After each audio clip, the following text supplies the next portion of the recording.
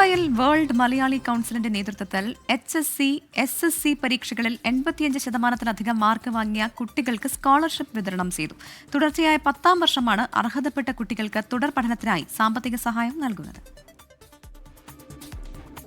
World Malayali council Mumbai പ്രോവിൻസിന്റെ നേതൃത്വത്തിലാണ് scholarship വിതരണം ചെയ്തത്. മുംബൈയുടെ വിവിധ ഭാഗങ്ങളിൽ നിന്ന് ലഭിച്ച അപേക്ഷകളിൽ നിന്നാണ് അർഹരായ വിദ്യാർത്ഥികളെ തിരഞ്ഞെടുത്തത്.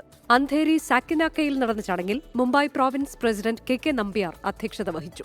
Chairman Gokuldas Madhavan, general secretary MK Navas എന്നിവർ വേദി പങ്കിട്ടു. ഉന്നത പഠനത്തിന് സാമ്പത്തിക സഹായം ആവശ്യമായ അർഹരായ വിദ്യാർത്ഥികളെ ചേർത്ത് പിടിക്കാൻ വേൾഡ് മലയാളി കൗൺസിൽ പ്രതിജ്ഞാബദ്ധരെന്ന് പ്രസിഡന്റ് KK നമ്പ്യാർ പറഞ്ഞു.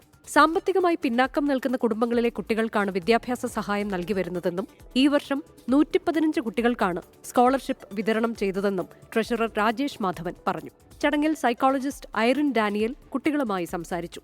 സാമൂഹിക സാംസ്കാരിക രംഗത്തെ പ്രമുഖരും ചടങ്ങിൽ പങ്കെടുത്തു. News desk 24. ലോകത്തെവിടെയായാലും ഏത് സമയത്തും 24 വാർത്തകളും ഓഗ്മെന്റഡ് റിയാലിറ്റി പാക്കേജുകളും എക്സ്പ്ലെയിനറുകളും വിശദമായി കാണാൻ ഞങ്ങളുടെ യൂട്യൂബ് ചാനൽ നിങ്ങൾക്ക് സബ്സ്ക്രൈബ് ചെയ്യാം.